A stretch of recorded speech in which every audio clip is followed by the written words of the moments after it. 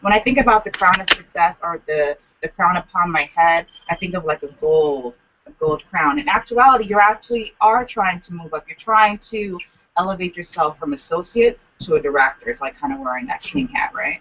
So I'm going to put a little bit of, I want to make sure I grab the right oil. A little bit of the crown oil into the carving of the candle, right in there, so I can get the glitter to stay. So I'm going to put gold in. I want to make that door, that building, the place of success.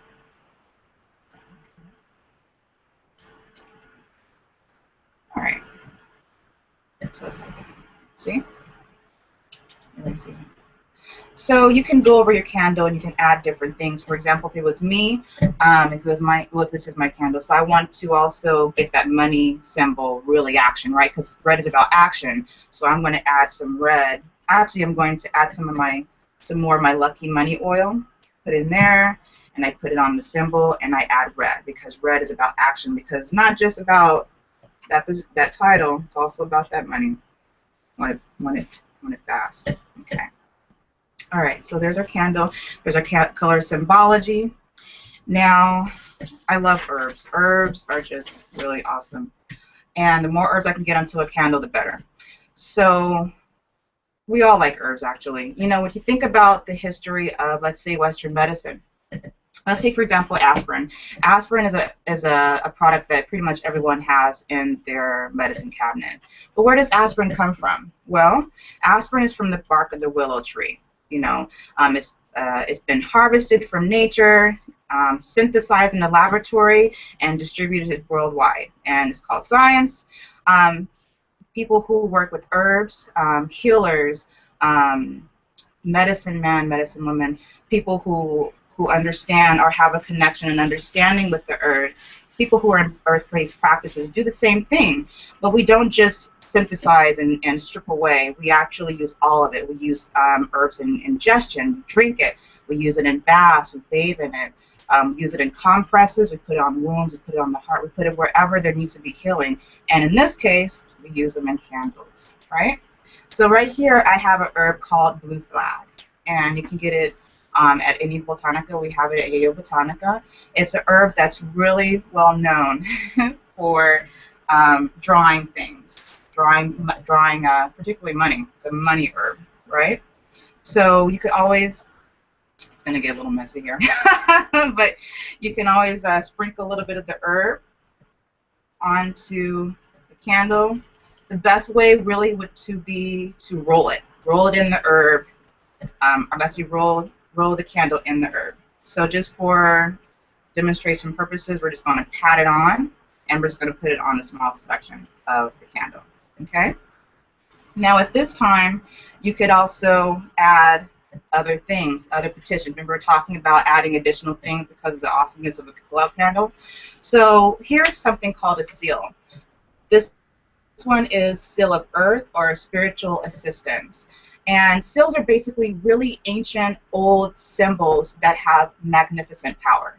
And it's also great for your older spirits because, you know, some spirits deal with pictures, some spirits deal with words, and some spirits deal with ancient symbols. So this one is actually from the Hebrew scrolls of Moses, I believe. I have to double check that, but it's a very old symbol. So what I'm going to do is I'm going to put that in my candle. I'm going to get right there and see if I can use my candle to push it in. There we go. Oh yeah. All right. Okay. So now I may even add a little bit of my hair, right? Put my hair in there. Might add a little nail. Now, let's say that it's really my boss that I need to get, you know, to give me the promotion. So I could even maybe add a little bit of her footstep. So let's say that she's walking outside, she walks past, I see her walk, I may go over behind her, watch her, she's left obviously, and brush up a little bit of the dirt of her footsteps, and I might sprinkle it in the candle, right? So now I'm kind of working for that position, but I'm also working my boss, making it sweet. Okay. You can also add some powders. Again, powders are designed to actually mimic the effects of herbs. Okay. So we got that, and put my page. And then a great thing about dealing with candles is that, again, it's talking about. Oh, show me the picture? Ah, okay. My picture's kind of bad, but there's my picture. Yeah. So there's my picture. Now, remember, we're dealing with spirit. So how do spirits travel? Spirits, one of the ways that spirit travels is through water. It deals with the atoms. It's a whole science behind it. You guys can look it up on the internet. I'm not going to go too much into detail about it. But water works as a conduit. So what you can do is right before you light your candle, again, you want to give your petition, what it is you're trying to do. You have your glass of water beside it, and you light your candle. And that's how you do that. Okay? So now let's find another way of doing petitions. Okay? I just want to clean up here just a little bit. Got a little messy. Okay. So, all right, everybody loves money, everybody loves love, right? So we're going to do something on love. Now, a lot of people see, if you've been into a Botanica, everybody's seen the figure candle, but we may not know how to use it. You're like, oh, wow, what is that? It looks really cool. And I don't know how to use it. A little intimidating for some people. All right, so figure candles represent the person. And another great way of using magic is to use yourself as the beacon. So, show some all over. Now you can use herbs. Again, we're going back to herbs. Herbs are great for bringing things in. Now you can use it. You can make it into a bath. Like some baths are designed for bringing in love, for relationship, things of sweetness. Now you can find, you can use cinnamon. You can use rose petals. You can find anything that speaks love to you. 9 times out of 10 are actually a herb that can be used for making a bath. Or you can come to a Botanica like Yayo Botanica. We actually have pre-blended bags of bath that you can actually boil in a little tea bag and use the bath to actually bring in the vibration of attraction. Okay? So let's say that you're going to do your spiritual bath. You're going to do a bath designed for drawing. So you have that, you do your bath, and now I would also recommend taking a little bit of the herb and putting it to the side, which is what I actually did already here, right? Okay. So I'm going to, let's say I had a big fight with my boyfriend. We're not talking, we are on the outs. But I want to rekindle our relationship. I want to solidify it. I don't just want sex. I want a relationship. I want us to come back. So I'm using pink as opposed to red. So that's just an example about the difference between red and pink. So I'm going to make it very clear. Now we already have the image symbology because they are images themselves. So we don't really necessarily need to carve any images into it. But what I would like to do is incorporate writing because, again, some spirits work with writing. So for him, his name is John. We're going to say John, right? So I'm going to carve John on the back of my candle here. All right. I don't want to track some guy named John, so I'm just going to say Mary. So we're going to put my name is Mary right now, so we're at Mary on the back of this female candle. Okay. All right. So how do we work this? Well, right now we're on the outs, right? So we're not going to have the candles closed because we're not closed right now. We're trying to get close. So you have him at one end, you have her at the other. And what I'm going to do is I'm making a road of love. I want to have the end purpose to be him right here, me right here, and that's living in harmony. I'm making that road. So what I'm going to do is I'm going to take some magnet shavings, okay? I have a little bowl here. And that herb mixture that I took a bath in, because now I'm a beacon, and that beacon is the essence of these herbs, I'm going to take some of those herbs that I put to the side, that I bathed in. I'm going to put them in my bowl. All right. Now, a little bit about magnet shavings or lodestone shavings is that it's a magnet. It's drawing, okay? But the thing with magnet is that it can kind of draw anything. It can draw money, it can draw love, it can draw whatever. So by me adding it to an herb, it gives it a very clear message. I need love. Okay, so I'm going to add some of my shavings to this. All right.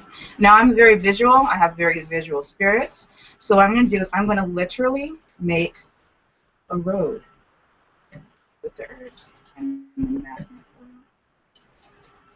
the outline of the street.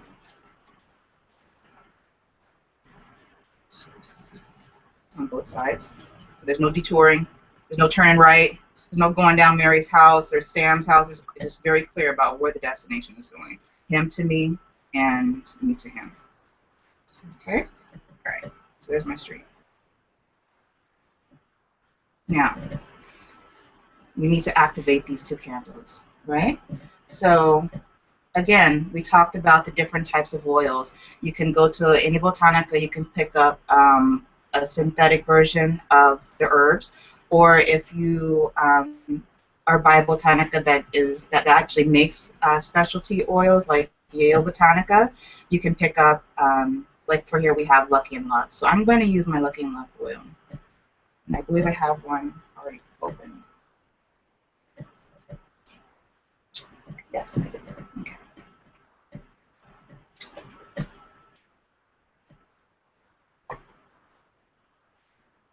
So actually, you know, he's really far away. I'm going to add a lot of oil. I'm going to pour it down a little bit. All right. It's going to get all up in there. You're going to rub it down. Okay, now there's also some symbolic, there's certain ways that you add oil when it comes to sending or receiving. So when you're trying to bring something in, you want to use a downward motion to bring down, right?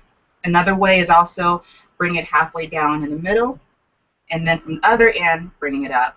So let's say that you're trying to bring them in, but also kind of send away maybe all the anger and all the hate. So I might even use a different oil, like a Crown of Success oil on the bottom, and bring it up to kind of clear the mind so he's not thinking about the problems that we had together, and then the love to draw in. Does that make sense? Okay. So that, and I would do the same thing for myself.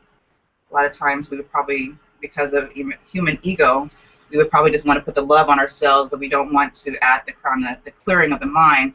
But, you know, it works both ways. So we would add love for bringing in and the Crown of Success coming up. Okay? All right. Now, I'm going to use color symbology. Oh, and another great thing that you can do with this is, again, if you have any personal concerns. So since this is my ex-boyfriend, I probably do, right?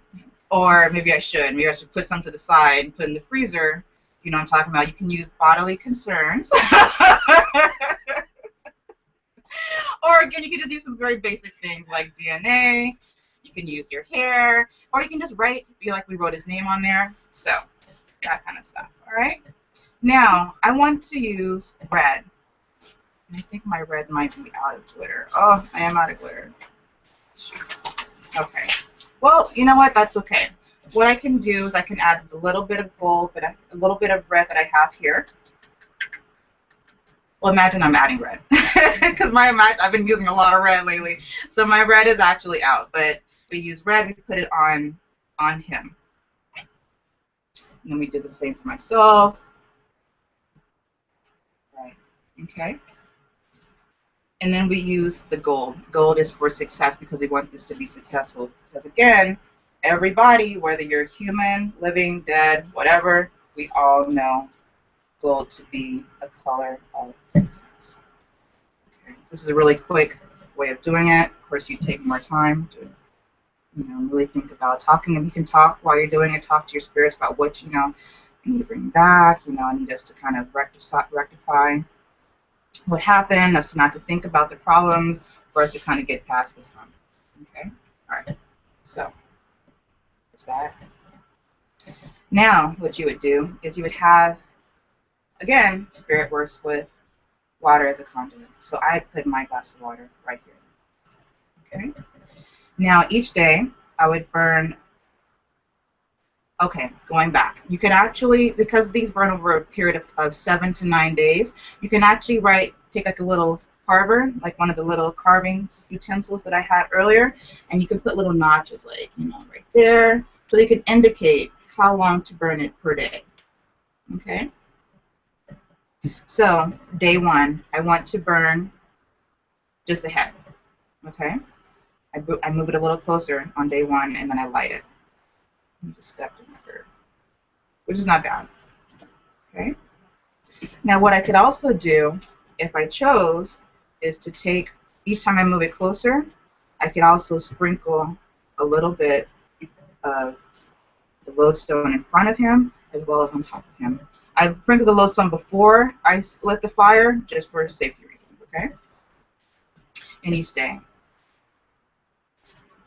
I burn another 7. Move it, burn a 7, sprinkle. Okay, and then by the 7th day, there really shouldn't be any wax. If there is some wax, it's just a little bit. What you can do is take the remnants of the wax and you can bind it. Right? So you can, remember what I said about white? White is one of those colors that can be used for anything. If you don't have white, you can use red, you can use pink, anything that deals with love. Okay, so the way that you bring things you're trying to bring something to you, so you're binding toward yourself. So instead of sending away, because you're not trying to send them away, right? You're trying to bring them in. So you reel it this way, and you would bind the pieces of wax together, just like that. You could also knot it 9 times to secure it, and you can throw it in the crossroads, or you can just throw it in the trash. Okay, so those are 2 really powerful, awesome ways of using candle magic with herbs. So at this time, I'm going to turn it over to Ebubulemi for her to answer any questions and for her to add any additional information.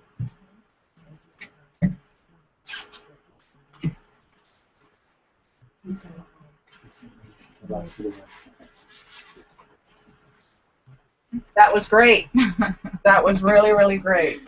I hope you guys kind of learned some stuff. I wanted to add some things to her demonstration, just so some other ideas.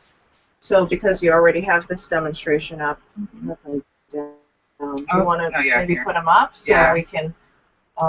So one of the questions that I thought would be valuable for you to also tell people is, why is it that you're using glitter if you already have herbs? Why am I using glitter if I already have herbs? Well, everyone's spirits work with different elements. So the whole purpose is to not decide for them. You give them everything and you let them decide. They want to use a little glitter, they want to use a little colors. Symbology, they can. If you have spirits that work specifically with herbs, they have it at their disposal. So that is why you use herbs in conjunction with color symbology. So another reason that I would also add is that glitter is one of the easiest ways to capture color symbology in a candle, right? So as an example, as she said before, she used gold for success. And so yellow or orange could also be used for gold. So in this case, it's love, which is the color you would traditionally use pink, or you would use red. So what did she do earlier? She was attempting to put red glitter on the candles to help to embody the symbology of red. You with me? So similarly so, in this, she could also put blue. Let's say that in the relationship, the partners seem a little unstable, and so she's trying to bring forth this whole idea of stability, right, and fidelity. That's right. So then she could also add blue glitter to the candles, right? And sometimes people also use different areas of the candles for different purposes. So when she was doing the bottom to the middle, you know, there are times that she may choose to put different colors on the head. Right. Like I was trying to put the red on the head. Right. That's okay. So then as an example, let's say that the people, one of the partners may have moved out of the house as an example. So maybe there's a peace in the home candle that can be there here in the middle, right? So to say, come together and be peaceful. Not just come together and the people are back and forth, right, as an example.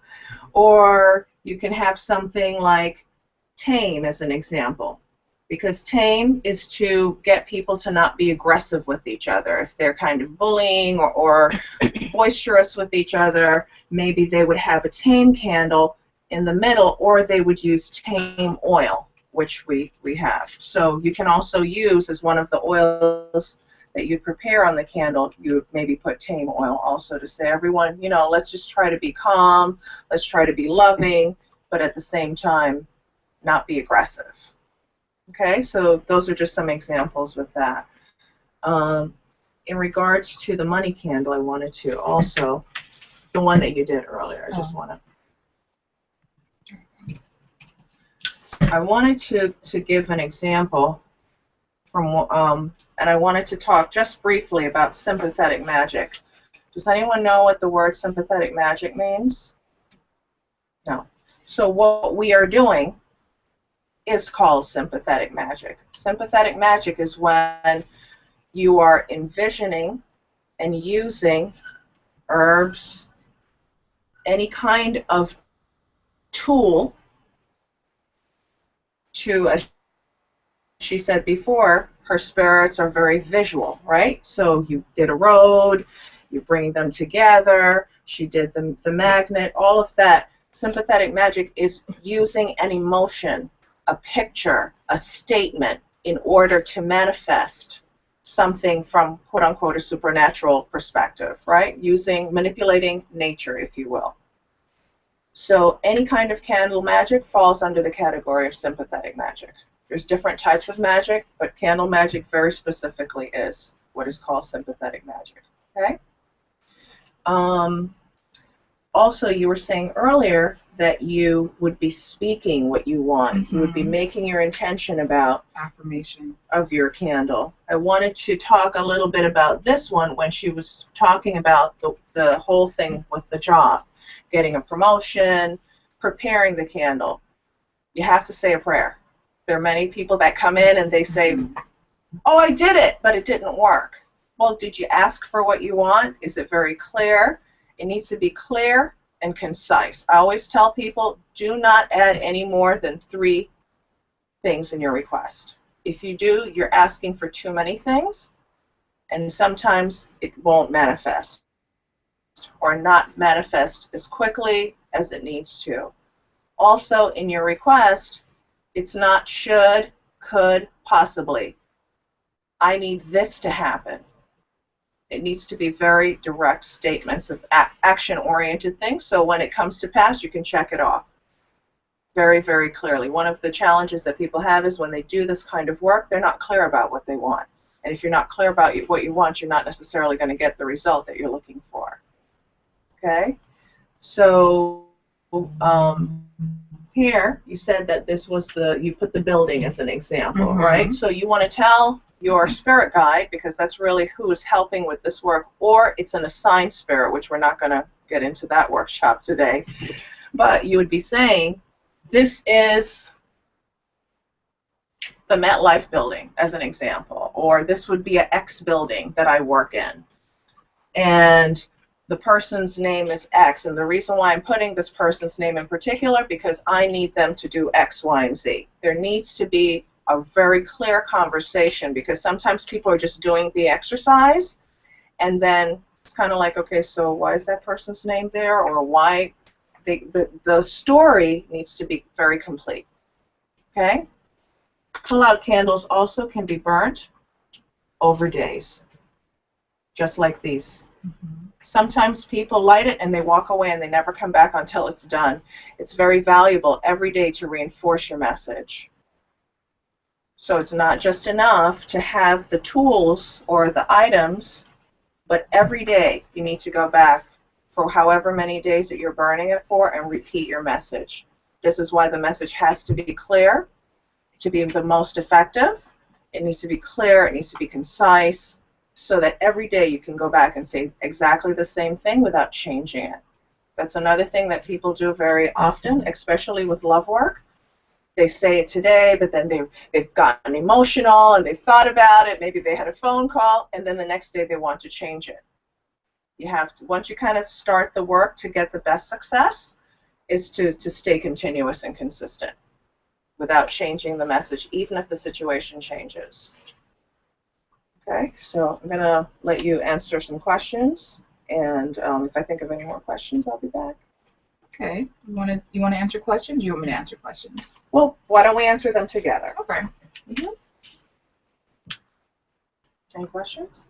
You mentioned disposal regarding the crossroads versus in the garbage. Is there any difference in significance of what type of work and how you dispose? Well, it's really up to the person.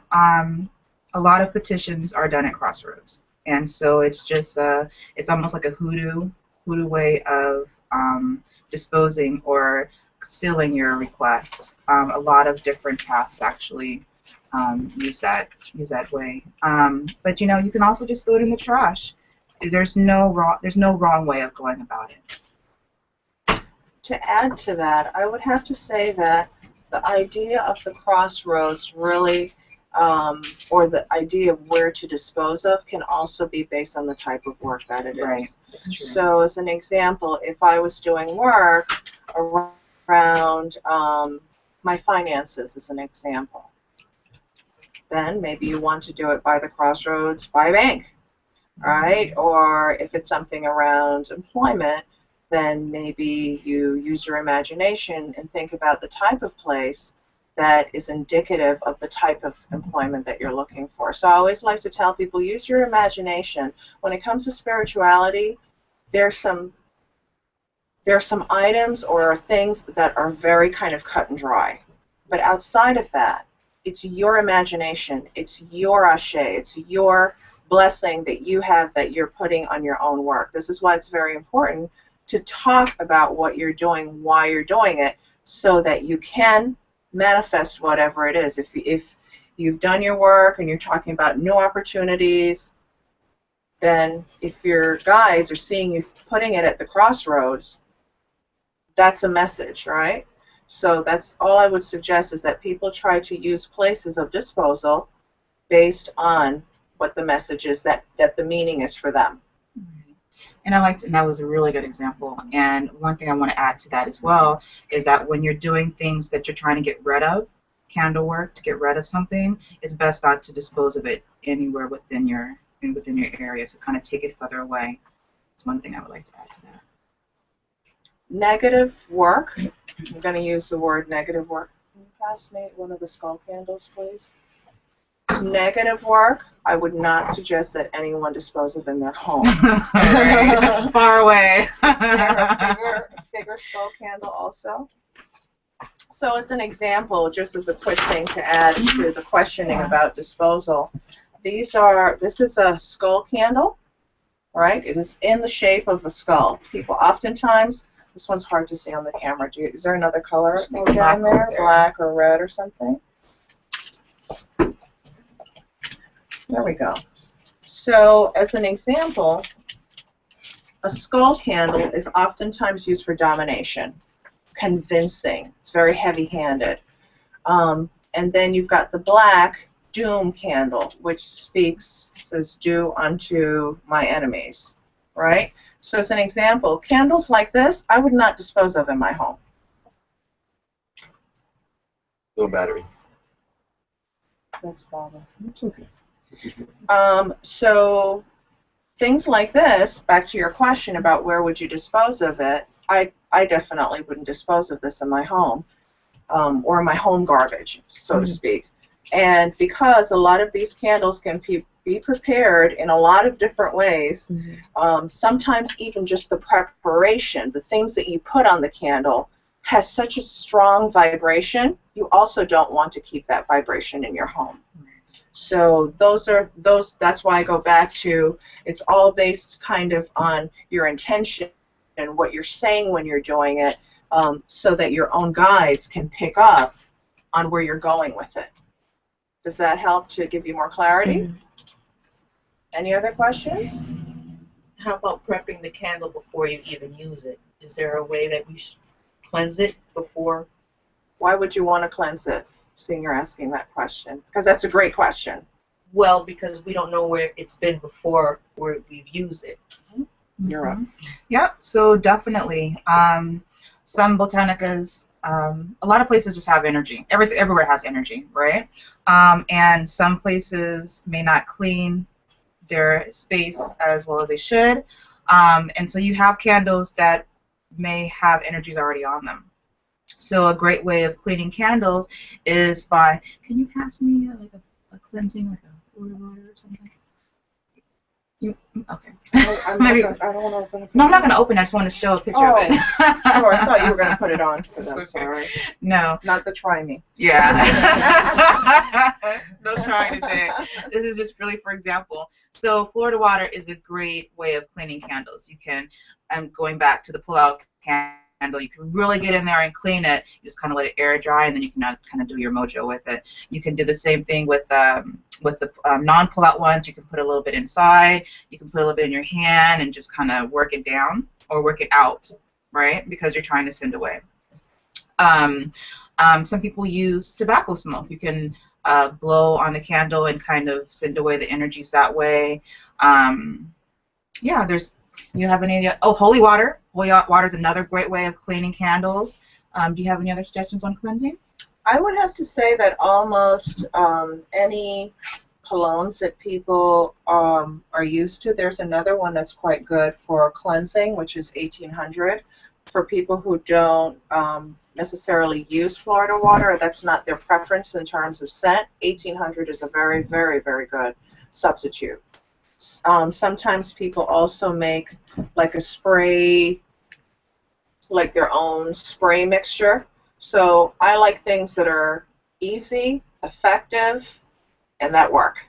I don't like a lot of production in my personal work, so I'm going to put something in a bottle, spray it down, clean it, and I'm going to keep going.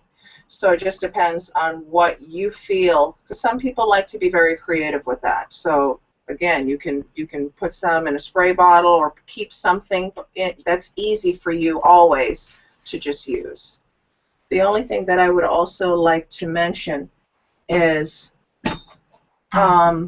you want to be careful of making the wick wet, because if you do that, it's going to be difficult to light it.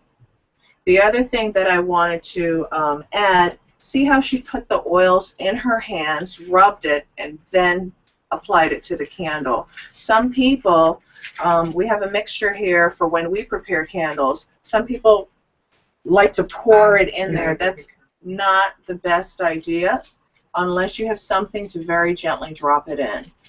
If you put too much oil in the candle, it can do one of two things. It can, one, turn it off, or two, make the candle explode, or three, make the candle burn black. So different reasons why the candle can burn black, but that is one of the reasons. So as an example, we have a reversal candle. This one is for evil eye, envy, negativity, so on and so forth. Based on the preparation of the candle, this candle can naturally burn black because of the type of work that it is. But if there's too much oil in here, the candle will explode. Between the heat, the wax, and the too much oil being in there. So one of the things I would love to stress is please be careful when applying oil to candles. Sometimes people have 6 or 4 different types of oils that they want to put. Well, if you're dunking all of this oil in there, it's going to be problematic. So I think there's a pull-out candle on the shelf that's already carved. And Can I have that red candle? Do you want to say something? I do. I also want to talk about, piggybacking off what you said, there are symbols that your spirits will give you when you're burning a candle. So, for example, when your candle burns and it's black at the rim, it just means that there's struggle. You know, at that point, you may want to burn an additional candle and see how that burns. Some candles, like exactly what she said, if you add too much stuff in it, it will crack. But that's saying that you prepared the candle perfectly, and that's not the problem. A candle that cracks, if it's a spellbreaker candle, for example, and it cracks, not a bad thing. If you're trying to bring a relationship together and it cracks, may not be so great, right? If a candle is black all the way through, it generally could mean that it's not going to work. And you might want to find a different means or a different, maybe rephrasing the way that you're going about your petition. And like she said, you know, too much oil can cause a candle to burn really low. Sometimes you're using the wrong candle. You know, if the flame is really low or it keeps going out, it's like cooking. You know, you eat. I don't like that, so it'll just go out, right? So the same with the candle. Candle's really low, that flame goes out. Spirit doesn't want that. Give something else. Okay. Right. It could be either. I always say it's like the remedy. The remedy is not necessarily the right mixture for the problem. So it could be, as an example, when she was giving this whole thing about a raise at work, right, or a promotion, getting more money. At that point, it could be that the candle needs to be purple or the candle needs to be red because there is a competition between two different people, as an example. So sometimes, like she said before, it may not necessarily work the way that you want, and I usually would advise people, if you have a big problem, 1 week of burning a candle is not going to resolve your problem. And that's one of the things that people think, oh, I did it once, you know, that's it, I'm done. It's best always to do it at least twice. And if you have a very long-standing problem, you may want to do that, change it, go back, like rotate in between two very specific things based on your request. This candle burning is the most effective magic in the world. I don't care where you are, I don't care who you are. This is the most effective means unless you're doing heavy, I put that in quotes, heavy spiritual work. Their candles are called lamps also. They're made in pots, they're made in bowls, they're made with oils, they're made with all different things. So what we see here is just an attempt to modernize those ancient means of burning candles. But this is one of the most effective ways to manifest something that it is that you want. If you don't have access to these, burn these. Just remember, one of these is not going to equate to one of these. So, if I would be doing a come to me, how many days do you think I'd have to burn these with a similar preparation to achieve what this would be? Because this is a 3-hour candle, and this is a 7-day, right? Does this look like, I don't know, right? So you know that every day you'd have to be burning at least one of these and kind of pounding in your message, right? Every day you'd have to. So these can be equally as effective. The reason why they're called pennies is because many years ago they used to only be a penny, but that term has kept on. These candles are extremely effective. So, you know, again, the picture is 1,000 words, but again, I always tell people, use what you have available to you. If you can't find this, then get this. You know, whatever it is. One of these also can be one of these. Now, would you burn this over 7 days? Absolutely not. So you just have to keep in mind there are other ways of working something as long as you have a clear plan. Any other questions? Are there any online questions? No one question. So I'm going to step out. Thank you very much for coming, participating. I hope that this was great knowledge. You got some tidbits that maybe you didn't know before that can help you on your journey. And I'm going to put this over to you to say whatever you want to say as we wrap up. Okay. also, if you're interested in a little more in depth about the symbols that are in candles after they burn. So, like I was saying earlier,